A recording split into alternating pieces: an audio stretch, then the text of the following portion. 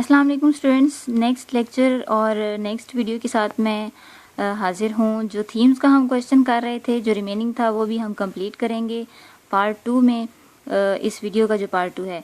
तो नेक्स्ट जो है वो है courtly life. Many of whites work record the setting and past times of the Tudor and court with in their messages surrounding them human behaviour. अब जैसे मैंने आपको बताया था कि जो ट्यूडर हैं वो शाही ख़ानदान के हवाले से जो है कहा जाता है, और वाइट ने जो है वो काफ़ी लॉन्ग टाइम पीरियड जो है अपनी लाइफ का वाइट जो किंग जो हेनरी 8 है उसके साथ गुजारा था।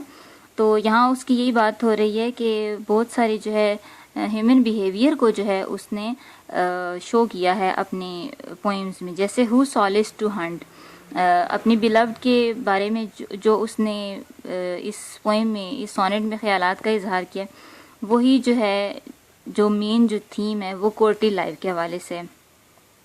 तो ये कहते हैं कि despite being a translation of a sonnet by Petrarch encompasses the Tudor age in its metaphor of deer hunting as a comparison to the pursuit of a lady। तो देखें जैसे कि हु सॉलिस टू हंट में हमने देखा था कि कोई भी जो है अपनी बिलव्ड को या किसी भी लेडी को वो नहीं कर सकता, उसका परसूट नहीं कर सकता, उसको चेज नहीं कर सकता, उसको उसके पीछे जा नहीं सकता, वो थक चुका है उसके पीछे भाग भाग के, लेकिन वो उसके हाथ नहीं आती। तो वो जैसे एंड में पोएम के एंड में वो ये कहती है कि नो ली मी डेंजर Caesar's I am, means to say कि उसके जो नेक के साथ जो नेकलेस था उसमें जो है वो उस लिख कर जो है ना बीड्स के साथ उसके गले में हैंग हुआ था। तो ये चीज़ थी। तो सच क्लोज पैरेलल है। और एक और चीज़ यहाँ बताई जा रही है कि सोनेट बाय पेट्रार्च, इवन दो ये जो सोनेट थी जो उसने की है, ट्रांसलेशन की है इसकी, ये रिटन बाय पेट्रार्च थी, लेकिन जो है वाइट ने ट्रांसलेशन की है इसकी। तो वो ये कहना चाह रहा है कि जो थीम जो है वो दोनों की सेम है। इसने भी जिस लैंग्वेज में, इंग्लिश में इसने जो है किया है ट्रांसलेट उसको, और पेट्रार्च ने अपनी लैंग्वेज में, इटालियन लैंग्वेज में किया था। तो उसके जो इटालियन लैंग्वेज थी और इसकी जो इंग्लिश लैंग्वेज थी, उस दोनों की थीम सेम निकल रही है, वो है कोर्टली लाइफ। तो ये टाइम पीरियड ही ऐसा था कि उस टाइम पीरियड में जो है लोग means renaissance time period start हो रहा था, ये कह लें आप। तो 13 जो सेंचुरी थी, तो उस सेंचुरी में जो है ना ये इसने थीम अडॉप्ट की है। अब नेक्स्ट थीम आ जाती है रिजेक्शन। यहाँ पर जो है ये एक और जो लेक्स माय फेयर फैल्कन, इसका जो है उसने लिया है, रेफरेंस लिया है। तो थीम ऑफ रिजेक्शन जो इसके पोएम में पाई जाती है वो इस तरह से है कि जो नरेशन है, जो फैल्कन है, illustrate the frustration brought about when a challenge to a relationship leads to abandonment. The narrator observes the loyal falcon wishing that other associates of the court would be so steadfast. तो जो दूसरे जो लोग थे ना वो इन कामों में मीन्स टू से कि फॉर सेकंड लव जो था वो उस टाइम पीरियड में बहुत ज़्यादा क्या था कि फेमस एक ट्रेंड चला हुआ था उस टाइम पे। तो उस हवाले से ये पोएम थी, मीन्स टू से कि बिलव्ड ने जो है लवर को रिजेक्ट लाजमी करना है, ये जो है उस टाइम पे एक थीम चल रही थी। और इसने भी अपनी पोएम में, इन बहुत सारी पोएम्स में उसको चूज़ किया है। फॉर सेकंड लव नेक्स्ट आ जाती है थीम हमारी। तो फॉर सेकंड लव जो है वो सरफेस थीम है, ठीक है। सरफेस थीम मीन्स के हमेशा जो है ना अपना ये रोना रो रहा होता है अपनी पोइम्स में कि he is forsaken by his beloved. तो वो जो है ना, जैसे हमने पोइम पढ़ी थी कि madam without in many words, कि ने तुम या तो मुझे ना कह दो या तो फिर हाँ कह दो, कि एक्सप्लेनेशंस मत दो। तो जो है अगर तुम मुझे अच्छी तरह से एक ही आंसर दे दोगी, तो अगर तुम मुझे यस कह दोगी तो हम जो है अच्छी तरह से लाइफ गुजार सकेंगे, और अगर तुम मुझे नो कह देती हो तो फिर भी कोई बात नहीं, हम just as a good friend हम रह सकते हैं। And wilt thou leave me thus, फिर farewell love what no perdie and my heart I gave thee, मैंने तुम्हें अपना दिल दे दिया लेकिन तुम जो है मेरी फिर भी नहीं बनी हो।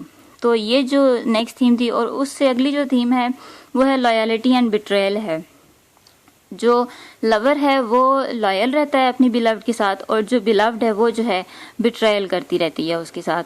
अब इसमें भी हमने देखी सेंस ऑफ जस्टिस है, स्ट्रॉन्ग सेंस ऑफ जस्टिस है कि उस रिलेशनशिप में ना वो स्ट्रॉन्ग था काफ़ी ज़्यादा। जैसे हमने वाइट के भी पर्सनैलिटी के हवाले से पढ़ा था कि जो वाइट था वो जो है बाकी कोर्ट के जो लोग थे उनसे बहुत ज़्यादा डिफरेंट था, ठीक है, नेचर में।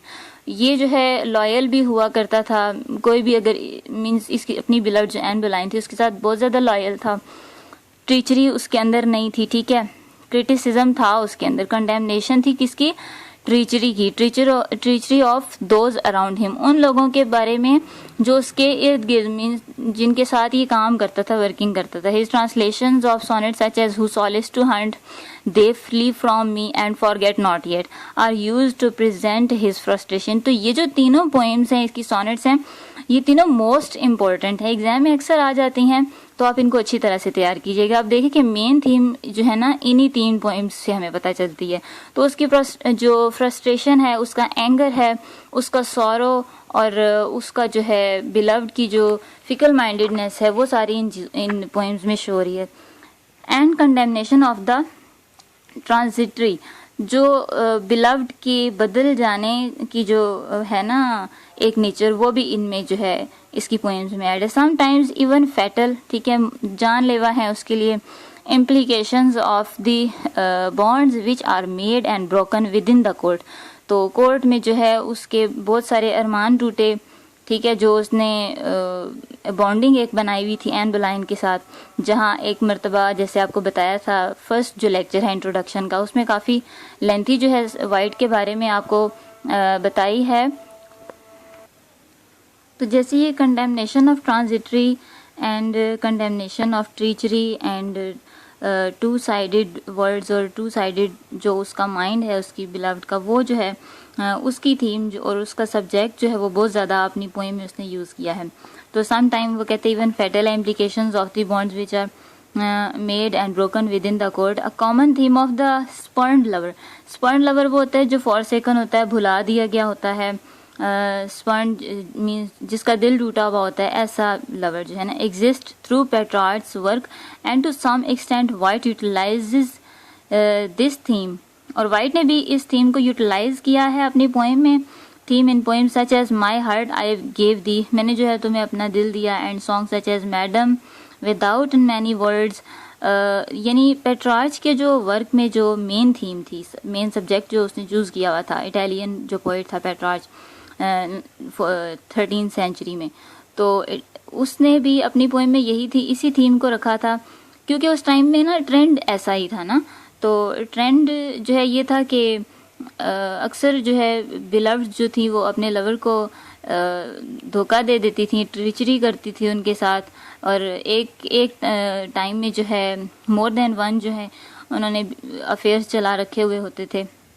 तो जिसकी वजह से क्योंकि उनके जो लवर्स थे वो तो इस चीज़ को नहीं बर्दाश्त करते थे कि जो है वो बहाने से जो है वो एक के बजाय दूसरे के पास चली जाए, और इस तरह से ना, तो ये चीज़ थी उस टाइम पीरियड में बहुत ज़्यादा। और जो लव था ना उसको बहुत ज़्यादा बैड करके ना उन पोएम्स में बताया गया था।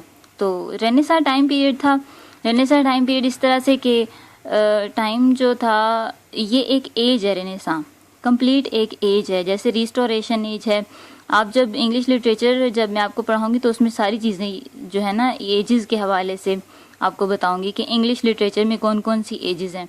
जैसे आप कह लें कि एलिज़ाबेथन एज है, शेक्सपियरियन एज है, और इस तरह की काफ़ी सारी। तो ये जो चीज़ है ना उस टाइम में रेनेसां आया था 13th सेंचुरी में। वो टाइम पीरियड ऐसा था कि जो पोइट्री थी ना वो न्यू जो है ना डेवलप हो रही थी पोइट्री, और मींस हर चीज़ जो है डेवलप हो रही थी। पहले से हर चीज़ मौजूद थी लेकिन वो डेवलप हो रही थी। ड्रामाज थे वो डेवलप हो रहे थे। पोइट्री जो है फर्स्ट टाइम डेवलप हुई थी, जो कि जेफरी चॉसर ने उसको डेवलप किया था और फर्स्ट टाइम लिखा था एक अच्छे तरीके से इंग्लिश लिटरेचर में। तो फिर उसके बाद से जो है ना डार्क एज आई, ठीक है, रेनेसां एज के बाद डार्क एज आ गई, फिर इस तरह यानी बारी बारी जो है ना डिफरेंट एजेस आई। तो ये इंशाल्लाह हम पढ़ेंगे। अब लास्ट में वो कहता है कि often his acknowledgement of betrayal can work on several levels with criticism being implied of not just his lady but also his peer and his king. अब जो पोइम हमने एक पढ़ी थी दे फ्ली फ्रॉम मी, उसमें जैसे मैंने आपको बताया कि दोनों थीम्स चल रही हैं एट द सेम टाइम। दे से मुराद जो है ना उसकी बिलव्ड भी है, और दे से उसका जो मीनिंग है वो उसकी पब्लिक भी है। ठीक है, एक रूलर जब सिलेक्ट होकर आता है, ठीक है, बाय वोटिंग हम उसको सिलेक्ट करते हैं, तो हम उसकी बहुत सारी अच्छाइयाँ देख रहे होते हैं क्योंकि हमें बताई जो हुई जाती हैं, हमें दिखाई हुई जाती हैं। लेकिन जब वो सॉरी जब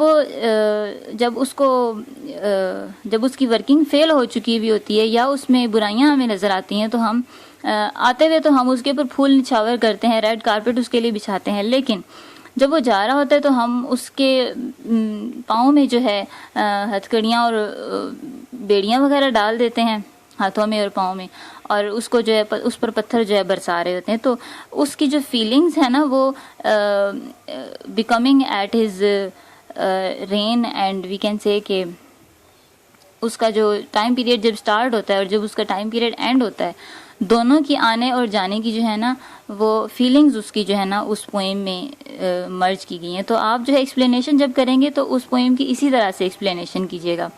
तो एंड पे वो यही बात बता रहा है कि सेवरल लेवल्स में जो है ना उसने बिट्रायल को एक्नॉलेजमेंट, उसको तस्लीम किया है। ठीक है, with criticism being implied of not just his lady, ना सिर्फ उसकी लेडी के लिए जो है ये क्रिटिसिज्म अप्लाई किया उसने, बल्कि उसने अपने पीयर कहते हैं जो साथ के लोग होते हैं, फ्रेंड्स होते हैं, ठीक है, दोस्त होते हैं, एंड हिज किंग, और जो उसका किंग है उसका जो बिहेवियर है वो भी, क्योंकि एन बोलाइन जो है ना वो उसकी क्या कहते हैं मंजूर नज़र थी, तो उसके साथ उसकी मैरिज हो गई थी और ये जो है मुंह देखता रह गया था, और भी काफ़ी सारे अफेयर्स होंगे उसके। खैर हमारा मकसद है अपना सिलेबस कवर करना, और आपने लाजमी जो है मेन देखें, हमेशा मेन चीज़ और मेन थीम को निकाला करें किसी भी चीज़ को पढ़ते हैं तो एज अ क्रिटिसाइज करके उसे देखा करें। पहले ना उसका बेसिक मीनिंग देखा करें और फिर उसके बीच में जो वाइट की तो वैसे ही बहुत इजी पोइट्री है,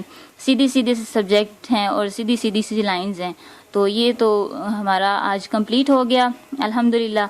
तो होप्स हो कि आप तैयारी कर रहे होंगे साथ साथ, और ये वैसे भी मास्टर्स के अब बहुत ही अनकरीब होने वाले हैं एग्ज़ाम। बीए का तो आ चुका है नोटिफिकेशन के, वो जो है दोनों तरह से उनको, वो भी मैंने वीडियो बनाई है रात को, वो मैंने अपलोड कर दी थी, आप चेक कर सकते हैं। और नेक्स्ट वीडियो के साथ मिलते हैं, दुआ में याद रखिएगा।